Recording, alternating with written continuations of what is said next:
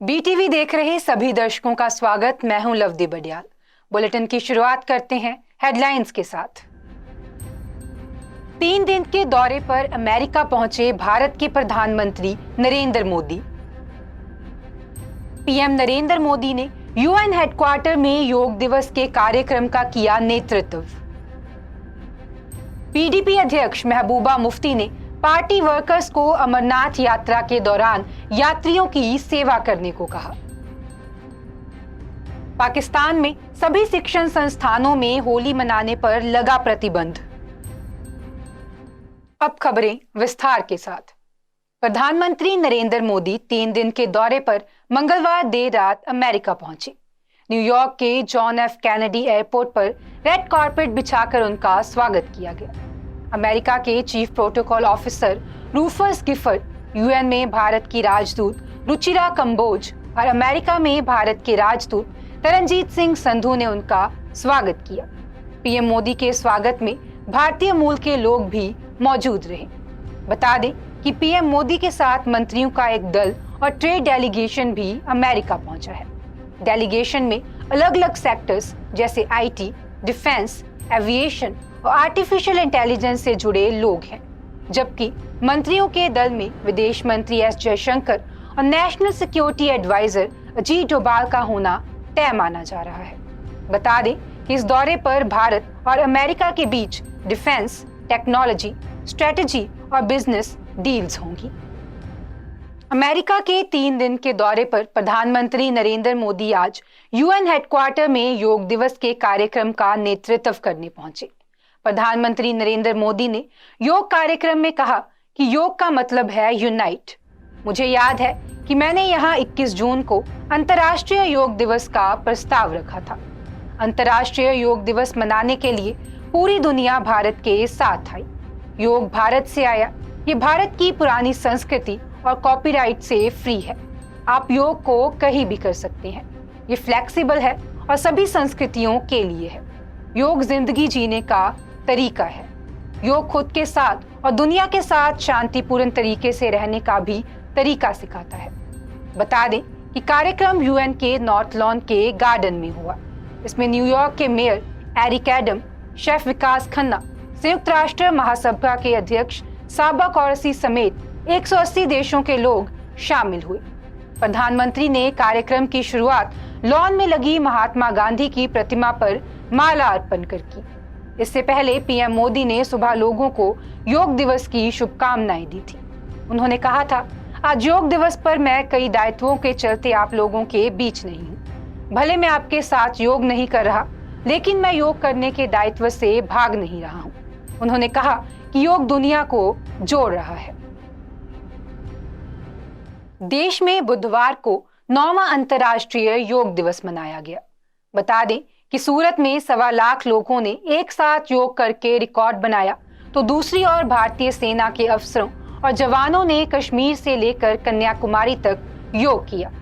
राजस्थान के रेगिस्तान में भी जवानों ने आसन लगाए। उधर नेवी ने इस मौके पर ओशन रिंग ऑफ योगा का फॉर्मेशन किया। भारतीय नौसेना के 19 जहाजों पर सवार लगभग 3500 नौसैनिकों ने राष्ट्रीय और अंतर्राष्ट्रीय जल क्षेत्रों में योग के राजदूत के रूप में 35,000 किलोमीटर का सफर तय किया। बता दें कि इस साल इसकी थीम वसुदेव कुटुंबकम के लिए योग रखी गई है। पीएम मोदी ने अमेरिका से वीडियो संदेश में कहा, योग ग्लोबल स्पिरिट बन रहा है। केरल में अब मैरिज रजिस्ट्रेशन के वक्त कोई भी रजिस्ट्रार धर्म के बारे में नहीं पूछ सकेगा। राज्य सरकार ने इसको लेकर एक सर्कुलर जारी किया है, जिसमें रजिस्ट्रेशन के वक्त सिर्फ उम्र और शादी के प्रूफ ही मांगे जाएंगे। सरकार को यह सर्कुलर केरल हाईकोर्ट के पिछले साल के एक आदेश के बाद जारी करना पड़ा, जिसमें कोर्ट ने 2 अलग अलग धर्म के एक कपल को मैरिज रजिस्ट्रेशन की परमिशन नहीं दी थी। दरअसल रजिस्ट्रार ने धर्म का हवाला देकर एक कपल की शादी का रजिस्ट्रेशन करने से मना कर दिया था, जिसके बाद मामला कोर्ट पहुंचा था। बता दें कि पिछले साल अक्टूबर में ललन और आयशा नाम का एक कपल शादी के रजिस्ट्रेशन के लिए कोची नगर निगम ऑफिस पहुंचा। जब डॉक्यूमेंट वेरिफिकेशन की बात आई तो रजिस्ट्रार ने मैरिज रजिस्ट्रेशन करने से मना कर दिया। रजिस्ट्रार का कहना था कि लड़की की मां हिंदू है जबकि पिता मुसलमान, जिसके बाद लड़की ने हिंदू से शादी की। हालांकि कपल ने बताया कि उन्होंने हिंदू रिवाज से शादी की है और उसी धर्म को मान रहे हैं। इसके बावजूद मैरिज सर्टिफिकेशन नहीं मिलने पर कपल ने रजिस्ट्रार के खिलाफ हाईकोर्ट में अपील की। ललन और आयशा की याचिका पर सुनवाई करते हुए केरल हाईकोर्ट ने 12 अक्टूबर 2022 को एक आदेश जारी किया। केरल मैरिज एक्ट 2008 के तहत शादी के रजिस्ट्रेशन के लिए कपल को सिर्फ इस वजह से खारिज नहीं किया जा सकता कि इनमें से किसी एक के पिता या माता का धर्म अलग है। राज्य सरकार ने स्थानीय निकायों के रजिस्ट्रारों को निर्देश दिया कि वे मैरिज सर्टिफिकेशन के लिए उनके पास आने वाले लोगों के धर्म या जाति के संबंध में दस्तावेज ना मांगे। सर्कुलर में आगे कहा गया कि इस आदेश का सख्ती से पालन करना होगा। आदेश के खिलाफ जाने पर कार्रवाई की जा सकती है। पीडीपी अध्यक्ष महबूबा मुफ्ती ने बुधवार को पार्टी वर्कर्स से कहा कि वे आने वाली अमरनाथ यात्रा के दौरान यात्रियों की सेवा करें। उन्होंने कहा कि ये तीर्थ यात्रा देश को कश्मीरियत की याद दिलाने का सुनहरा मौका है। हमने पार्टी के वर्कर्स और एक्टिविस्ट को अमरनाथ यात्रा में सहयोग देने के लिए कहा है। महबूबा ने पार्टी मीटिंग के बाद कहा कि ये यात्रा हमारे मेहमान है। हमारी परंपरा के मुताबिक उनकी देखभाल करने में कोई कमी नहीं होनी चाहिए। उनका स्वागत कीजिए, उनकी हर संभव सहायता कीजिए और यात्रा को सफल बनाइए। महबूबा ने सरकार से भी अपील करते हुए कहा कि यात्रा के दौरान स्थानीय लोगों को भी कोई परेशानी ना होने दे, क्योंकि वह इस यात्रा के असली होस्ट हैं। बता दें कि अमरनाथ गुफा में 3 जून को प्रथम पूजा के साथ ही वार्षिक अमरनाथ यात्रा की रस्मी शुरुआत हुई। जम्मू कश्मीर के उपराज्यपाल मनोज सिन्हा वीडियो कॉन्फ्रेंसिंग के जरिए पहली पूजा में शामिल हुए। बता दें कि अमरनाथ यात्रा 1 जुलाई से शुरू होगी और 31 अगस्त तक चलेगी।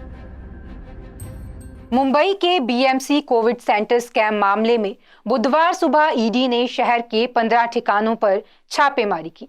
शिवसेना के सचिव सूरज चौहान, आईएएस संजीव जायसवाल, संजय राउत के बिजनेस पार्टनर सुजीत पाटकर के ठिकानों पर तलाशी ली गई। ईडी ने कोविड सेंटर बनाने में मदद करने वाले बीएमसी अफसरों और सप्लायर समेत अन्य लोगों के घर पर भी रेड की। बता दें कि कोरोना काल में महाराष्ट्र में कई जगहों पर कोविड सेंटर बनाए गए थे। भाजपा का आरोप है कि सेंटर्स के ठेके उद्धव ठाकरे और उनके बेटे आदित्य ठाकरे के करीबियों को मिले थे। सोमवार को महाराष्ट्र के डिप्टी सीएम देवेंद्र फडणवीस ने आरोप लगाया था कि बीएमसी में कोविड सेंटर के नाम पर 12,500 करोड़ का घोटाला हुआ था। अधिकारियों के मुताबिक सुजीत पाटकर और उनके 3 सहयोगियों ने महामारी के दौरान धोखाधड़ी कर कोविड-19 फील्ड अस्पतालों के प्रबंधन का ठेका हासिल किया था। मुंबई के आजाद मैदान की पुलिस ने पिछले साल अगस्त में पाटकर, उनके 3 सहयोगियों और lifeline hospital management services firm के खिलाफ जालसाजी का मामला दर्ज किया था। मामले में मनी लॉन्ड्रिंग के एंगल से जांच करने के लिए ईडी ने पुलिस की एफआईआर के आधार पर केस दर्ज किया था। ईडी ने जनवरी में बीएमसी कमिश्नर इकबाल चहल से भी पूछताछ की थी। ईडी ने पिछले साल 31 जुलाई को शिवसेना के नेता संजय राउत को मनी लॉन्ड्रिंग के मामले में गिरफ्तार किया था। वे 102 दिन बाद नवंबर में जेल से बाहर आए थे। बता दें कि संजय पर 1039 करोड़ के पात्राचाल जमीन घोटाले में आरोप लगे थे। ईडी का दावा है कि संजय राउत के करीबी सहयोगी प्रवीण राउत और गुरु आशीष कंस्ट्रक्शन के अन्य निर्देशकों ने एमएचएडी को गुमराह किया था। संजय पर आरोप लगे थे कि उन्होंने अपनी पोजीशन का इस्तेमाल कर प्रोजेक्ट को अप्रूवल दिलाया था। पाकिस्तान भारत में नशा फैलाने के लिए लगातार नापाक हरकतें कर रहा है।